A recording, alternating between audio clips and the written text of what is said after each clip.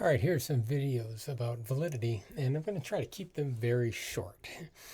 It's a complicated topic, but I'll try to be just straight to the point. Um, there are four types we're really going to focus on: content, construct, criterion, concurrent, and criterion predictive, but we'll just call them concurrent and predictive. The key thing about validity is that it really means the truth. And the question is, how do you know that your assessments are giving you real information about whether or not your students have met the goals? And while it seems like it's a no-brainer, we'll find that it can easily go astray. The first type that we'll think about is content validity. And this is just the idea that whatever's in the state standards and the district standards should be in your curriculum, in your goals, materials, instructions, and assessments. And when any of these things changes, everything else needs to be changed as well, or it needs to be brought into alignment. For example, when the state changes their standards, it requires everything downstream to change.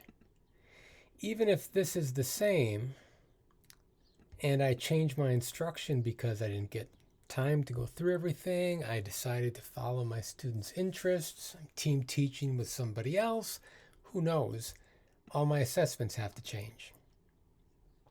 And it's when we have some kind of interruption in this process, in this flow, that we get out of alignment, and then we don't have truth because our assessments aren't really reflecting what they're supposed to reflect. When we talk about, common issues, again, school adopts a new curriculum. You have a surprise, rally because the basketball team is going to the championship game or something, and guess what? You lose an instructional hour. Something's got to give. You run out of time, fire drills, tornado drills, so on. You think your students are somewhere and they're not. Either they're farther ahead and they already know what you plan to teach, or they're not even ready, and so you have to kind of circle back around and build some foundational skills. That again requires modification to assessments and instruction. We'll also integrate levels of cognition in here. And if I have an application goal, but I have a recall assessment, I don't get a true representation of what it is I was teaching. Or if I have application items on my assessment and I only prepared them for comprehension or just recall, and we just spend our time doing flashcards, that's not really going to get them ready. The bottom line with content validity is this: we're going to focus on just the goals and the assessment, even though it applies to everything else. Everything in your goals should be on your assessment, and it should be there at the right level of cognition.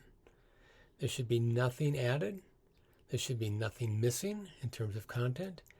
And whatever you do for instruction should set your students up for success.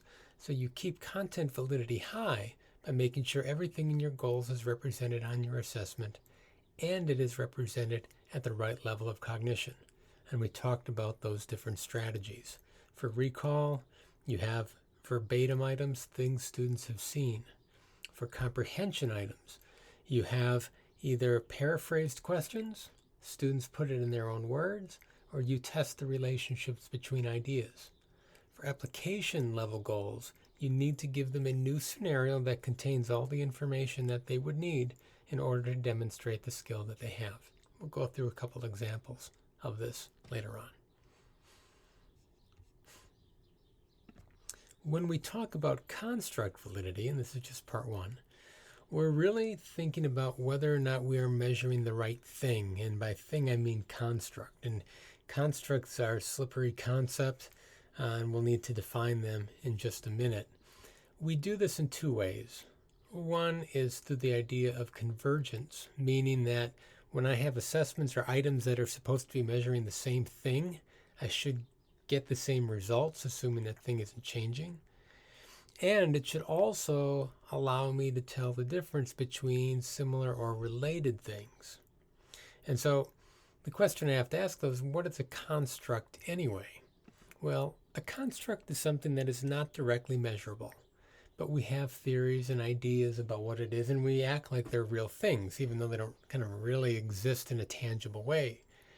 So knowledge, what we care about measuring in this class, intelligence, wealth, happiness, success, wisdom, beauty, all these things are constructs. You can't point to it, you can't touch it, it doesn't have any physical characteristic, but we have an idea of what we mean when we're talking about it. And so, one of the key things I want you to be able to do is identify whether something is a construct or not. If it has physical properties, it is a tangible thing and it is not a construct. If it does not have physical presence, if we only know it through observations of behaviors or predictions or things like that, and we kind of piece it together, then it's a construct. And almost everything we care about as teachers is a construct. And if we weren't measuring constructs, we wouldn't even need this class because it would be so easy. It's because we're trying to measure these made up invisible things that are poorly defined and everybody has a different idea that it gets so tough. So there are these two different types. Now, convergent validity is the idea that things that measure the same thing should all kind of agree.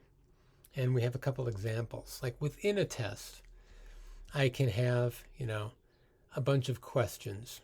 Your pizza crusts, what are they made of, baking, blah, blah, blah. And then I have this question, how many wheels does a tricycle have? Well, that's measuring a different construct. So I would say that item would have low convergent validity. In other words, how somebody responded to that will have nothing to do with their knowledge of pizzas. And we find this when sometimes in schools we have items that are just actually not measuring what we think they're measuring, either because of the example is different, we're using words that students don't understand, or when we go back into an earlier video when I ask somebody, what's the capital of the Badger State, I'm really not just testing their knowledge that Madison is the capital of Wisconsin. I'm testing, the key thing is that I'm testing whether or not they know that Wisconsin is called the Badger State.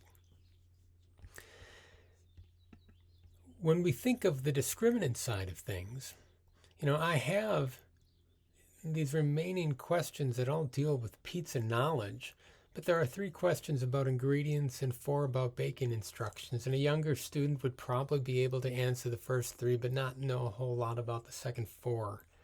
And so discriminant validity allows me to discriminate between related constructs, knowledge of ingredients, knowledge of baking instructions. If we apply this to a broader concept of fractional knowledge, I can have a math test that has a whole bunch of questions about fractions, but that can be broken down into a whole bunch of subconstructs, adding, subtracting, multiplying, and dividing. And that can further be drawn down into more constructs about simple fractions, mixed numerals, irregular fractions, and the greatest common denominator kind of stuff that you will have to deal with. And we could split this out into number sense and procedural knowledge and things like that. And there's a bunch of different ways, but we have to recognize that, these things are complicated. And understanding how different subconstructs relate to one another is all about trying to figure out this relationship between convergent and discriminant. I should get if you know fractions, you should be able to do all these things, but I also will be able to tell probably a small difference between your ability to do different subparts and maybe even some subparts. And so I do that because I want to know what my students' strengths and weaknesses are.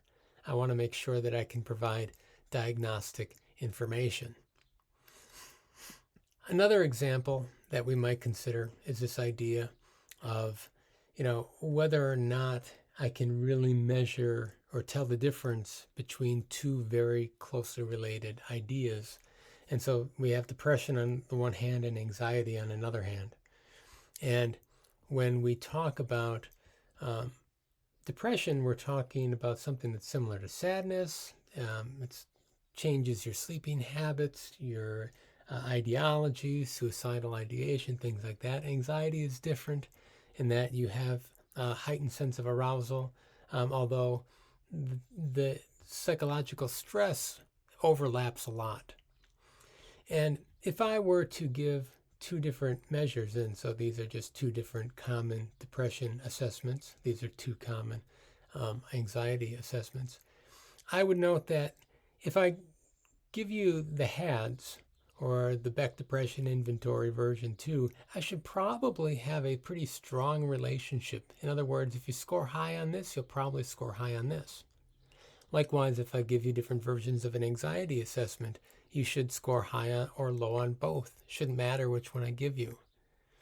But if I look at the relationship between how you did on, say, the Beck Inventory for Depression and the Beck Anxiety Inventory, I would find that I have a weaker relationship. And so let me just talk about these numbers here. Those numbers represent correlations. And this is something that many of you probably know, but some of you have probably forgotten. Correlations just kind of represent with a number how strong a relationship is. A 1 or -1 represents a perfect relationship. It's as strong as it can be. In other words, how you score on one thing is perfectly predictive of how you will score on another. You will know exactly what you get on the other thing if this is a 1 or a -1. If it's a positive one, it means that when scores are high here, they are perfectly predictably high here. And when they are low here, they are perfectly predictably low here. If it's a negative correlation, that means that when these scores are high, these scores are low. And if the value is 1, it's in a perfectly predictable way. When the value goes down to 0, it means that there is no relationship at all. And so the smaller the magnitude of this number is, let me go back to this one. The smaller the magnitude of this number is, the weaker the relationship is. So I should have a stronger relationship between things that measure the same thing and things that measure slightly different things. And this is how people validate different assessments that are used in healthcare, especially for mental health. Because, blood pressure is one thing, although they do this for blood pressure and temperature, and there's a really interesting history to thermometers, actually, that I heard about once, and how they're not very accurate. Another example that we can talk about is, I have my classroom assessments and my standardized tests, and in my classroom I have worksheets and unit tests, and I should see a pretty strong relationship because how I teach, what I teach, the examples I use should be the same. Likewise, if I'm looking at standardized tests, because the formats and the types of questions and the content coverage is similar, I should have a pretty good overlap between different standardized tests.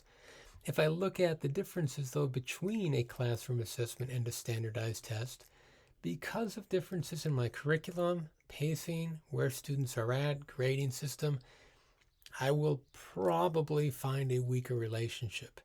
And so this leads us to this idea that there are a lot of things that impact construct validity.